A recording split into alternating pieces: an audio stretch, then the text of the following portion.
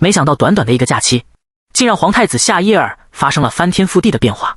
自从上次假期以后，娜娜和科里夏伊尔一起出去玩已经成了惯例，他们也提前定下了各种各样的安排。可这天娜娜从科里口中得知夏伊尔这次有事不能一起参加的消息。最后我和科里碰了面，然后一起去图书馆完成假期作业。可没过多久，娜娜就跟被瞌睡虫附身了似的，啪叽一下趴在桌子上呼呼大睡起来。科里瞅见这场景，轻叹一口气，跟变戏法似的变出一条毯子，轻手轻脚的给娜娜披上。嘿，巧了不是？这时候娜娜醒了，科里赶紧一个劲儿的道歉：“哎呀呀，不好意思把你吵醒了。”娜娜呢也怪不好意思的，解释说都怪这图书馆的氛围太有催眠效果了，太适合睡觉了。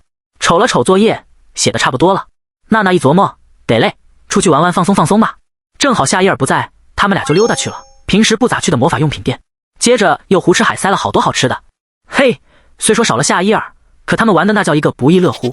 晚上娜娜吃饱喝足，舒舒服服洗了个澡，桌上还摆着一袋科里送的小零食呢。不得不说，科里这家伙可真会照顾人呐，只可惜懂他的人太少了。至今为止呢，娜娜的这些朋友里也就科里能做到这份上。这时候娜娜就想起夏伊尔来了，虽说有他没他好像也没啥大差别，但娜娜还是决定姑且问问他过得咋样呗。她掏出通讯水晶给夏伊尔打了个电话，奇了怪了，一直显示忙线中呢。好不容易等到接通了，却听到对方有气无力的道歉声：“抱歉啊，娜娜，这段时间有点事儿，没办法赴约。”娜娜只能表示理解啊，既然有苦衷，那也没办法不是。娜娜问道：“你能有啥好事这么忙呀？”电话那头一下子沉默了。娜娜一寻思，哎呀，自己这话好像说的有点过了，赶紧岔开话题，询问对方下次啥时候能一起出去玩。结果呢，当然是遭到拒绝了。就在夏伊尔要挂断的时候，娜娜赶紧叫住他：“不管发生啥事儿，你可一定要振作起来哈。”夏伊尔听了微微一愣，留下一句晚安，以后再联系吧，就挂断了电话。听他这说话的状态，娜娜心里那是深深的不安啊。不过这一点也没影响他接下来的玩乐。海伦要是来烦他，随便找点东西就把他打发走。娜娜疲惫的往床上一倒，没想到今天和科里出门的时候还碰到衣服了呢。这俩人都争着要买些没啥用的东西给自己。娜娜刚想放松放松，这脑袋里又想起夏伊尔的事儿了。虽说人生不可能每个时间段都平平安安的，但夏伊尔这次可让娜娜不得不担心啊。我不禁想起了这部小说原来的情节，原著里基本没怎么讲我们低年级的事，主要聚焦在高年级阶段。他们和男主角相遇应该是在高中时期。我所认识的夏伊尔善良、孩子气又可爱，本质上是个很容易让人产生共鸣的人。也就是说，成年后可能会因原作中的性格而变得阴暗冷漠。人要发生转变，一般得有个大契机。可娜娜不禁打了个寒战，我可不想夏伊尔变得像小说里的他那样。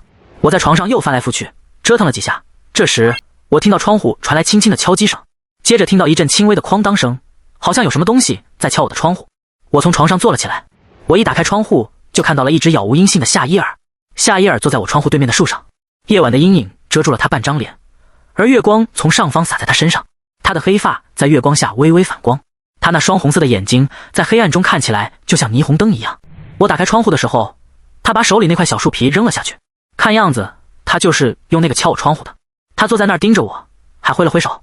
我仔细打量着夏伊尔的脸，在我没见到他的这段时间里，他变了。他看上去比以前沉稳了些，但也显得疲惫不堪。我把手伸向窗户，把他往左推开，一阵凉风灌进我的房间，我的头发被吹向了脑后。好久不见。夏伊尔带着倦意笑了笑，对我的问候点了点头。你来找我，肯定是有什么事需要我帮忙，对吧？你说过你能查看魔法装置的记录，对吧？我有个东西想让你帮忙查查看。我对夏伊尔的请求点了点头后，他递给我一份文件。很抱歉突然出现，还让你帮忙做事，你后天能弄完吗？我大致浏览了一下他递给我的文件，然后点了点头。要查看的内容不算太多，你明天可以过来。夏伊尔听了我的话点了点头，还跟我说他明天会来，我会按你的要求支付报酬的。你想要多少报酬呢？夏伊尔看上去心事重重的，仿佛被重重压力压得喘不过气来。我感觉很奇怪，他以前有过这样的情况吗？别这么严肃嘛，明天过来的时候给我带些皇家甜点，要好多哦。夏伊尔连句再见都没说就走了，他看上去完全心不在焉的。看到假期里一直没露面的夏伊尔回来时变得如此憔悴，我心里开始觉得很不舒服。我试着入睡，但睡不着，于是决定开始处理夏伊尔拜托我的事。夏伊尔让我查看的是皇宫里某个特定工作人员在特定时间段的活动情况。我很想知道他为什么这么为难，但从他交给我的这项任务里，我什么都看不出来。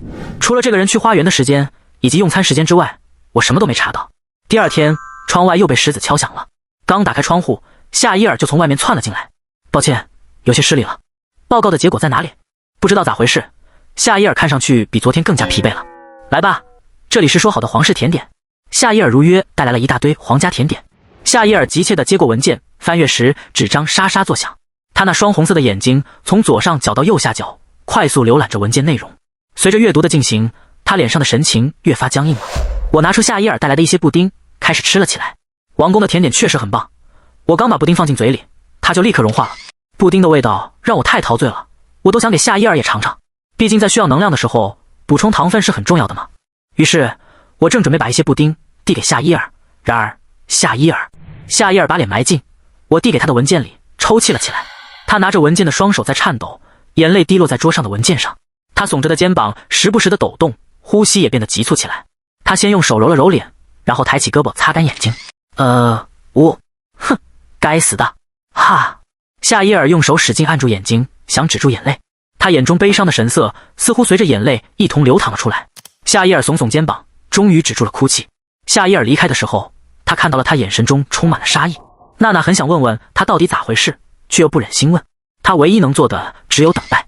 就这样过了一段时间，开学了，我们成了高年级学生。除了这学期来了一位新的剑术老师外，并没有太多的变化。我们身为高年级学生后，宿舍也还是原来的样子。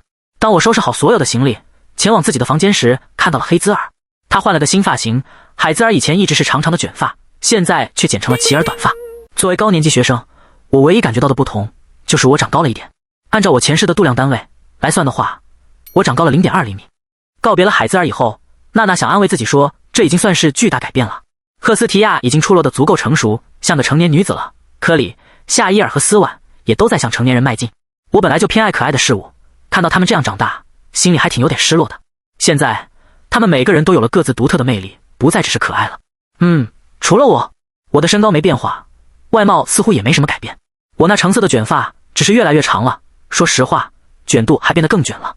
娜娜欺骗自己，身高根本没那么重要，比起内核，身高啥的压根没人在意。这样想，赫斯和科里也没变化，一如既往的可爱。一通自我安慰后，娜娜认为大家这次假期后其实都没发生改变。可这脑海里又再次浮现出夏伊尔的模样。就在她伤感之际，一只大手突然拍在了她的脑袋上。娜娜，我觉得你长高了呀。看到来人，娜娜顿时愣住了，对方正是夏伊尔。此时的她看不出悲伤，好像一切都恢复了正常。本来还以为夏伊尔会因为有事不能及时来上课呢，没想到这家伙竟然跟个没事人似的出现在娜娜面前。娜娜心里那叫一个错愕加困惑。等反应过来后，她表示：天啊，那是错觉，我长胖了。是吗？胖不胖的我倒不清楚，要是长胖了，那可是值得庆祝的事呢。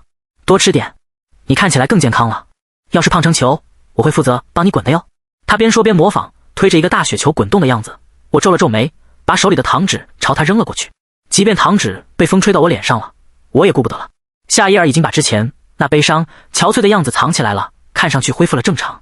但他并没有完全恢复正常。尽管他笑着开着玩笑四处玩闹，但他话变少了。而且虽然我说不出具体哪里变了，但就是感觉他和以前不一样了。我问夏伊尔是否还好，他笑着回答说挺好的。下午课程开始的时候，我总会碰到夏伊尔。这些天一直在密切观察他。虽说我没有追着他问东问西让他觉得不自在，但我确实比以前更留意他了。就在娜娜正苦恼的时候，科里找到他了。他给娜娜带了饼干。娜娜向科里打听夏伊尔的情况，毕竟他们是室友嘛。夏伊尔这些天不回宿舍了。真的吗？是啊，看样子他一下课就直接去王宫了，不回来。我现在都把宿舍当我一个人的在用了。科里皱着眉头。我们在一起的时候，他表现得特别开心阳光，但他一个人的时候就显得特别疲惫，整个人好像被掏空了一样。娜娜一听露出忧虑的神色，但详细情况科里也不清楚，只听说最近皇宫里的氛围发生了变化。听了科里说的关于夏伊尔的情况后，我都没胃口吃饭了。我没吃午饭，比往常更早的去了训练厅。或许我活动活动能让脑子放空一下。映入眼帘的却是夏伊尔一次次凶狠暴躁的挥砍。我能远远地感觉到从夏伊尔身上散发出来的愤怒充满杀意的气息，这就很能说明问题了。夏伊尔脸上带着我之前见过一次的那种充满杀意的表情，我不禁想起之前他对着文件哭泣时的模样。此时此刻，夏伊尔的眼睛里闪烁着冰冷愤怒的光芒，那眼神仿佛要把人撕成两半似的。砰！夏伊尔像是把所有的愤怒都倾注在了这一击上，猛地把剑砍向练习用的木质人偶。夏伊尔已经接近剑术大师的水平了，他这饱含怒气的一剑砍下去，响声震耳欲聋，人偶瞬间粉碎，就连地面都因为这巨大的冲击力而下陷了一块。哇哦，他终于爆发了呀！之前还一直忍着呢。思婉看着这一幕，脸上露出嘲讽的笑容。听起来思婉好像知道夏伊尔正在经历些什么事呢。你知道夏伊尔最近发生什么事了吗？像这样去打听消息的感觉可不太好，但我很担心夏伊尔呀。他就像我的弟弟一样，是我的朋友，我可没法像对待陌生人那样对他漠不关心。思婉点点头承认，应该算是吧。你也想知道吗？娜娜却犹豫了。挖掘朋友的情报可不是啥光彩的事儿，她准备亲自找夏伊尔问个清楚。思婉没理会他，接着往下说，夏伊尔应该是去洗手间了，看他这么着急离开，可能是这段时间有些便秘。娜娜气得恨不得当场把思婉揍一顿，自己这么真诚，她还要在这种时候开玩笑。没等娜娜发作呢，她把手伸进包里，像是在翻找什么东西，然后拿出了一个三明治，看上去这是她给自己带的吃的，可思婉却朝我走来，把三明治朝我扔了过来。你得先照顾好自己，别不吃饭呀，你不是给自己带的吃的吗？我不饿。听娜娜说不吃，思婉的目光看了过来，思望就这么一直盯着我，然后画了一个小小的魔法阵，食欲增强术。随着简短的启动咒语念出，白色魔法从他手中蔓延出来，笼罩了我的全身。他施展了一种我从没听说过的魔法。白色魔法不是我的专长，所以我也不知道他刚施的是什么魔法。我心里有点紧张，本来没打算弄清楚的，但很快我就知道这魔法是干什么用的了。咕噜噜，我的肚子因为空腹开始咕咕叫起来。营养很重要，给你。思婉把刚才那个三明治递给我，刚才他看上去就只是一片面包而已，现在却感觉像是为国王准备的世间珍馐。那多汁的火腿看上去别提多诱人了。上完课，娜娜跟赫斯约好了在食堂吃饭，但因为编辑部还有事，赫斯不得不提早离开。也不知道是不是圣魔法的原因，娜娜怎么吃都觉得突然，食堂的人群发生了骚乱，原来是夏伊尔来了。令人震惊的是，他的黑发被染成了浅棕色。夏伊尔在娜娜的对桌坐下，对于娜娜发出的疑惑，夏伊尔解释说只是想换个心情，但娜娜知道事情没那么简单。终于，她忍无可忍，问出了心中的问题。听说你最近下了课就回皇宫，究竟发生了什么事？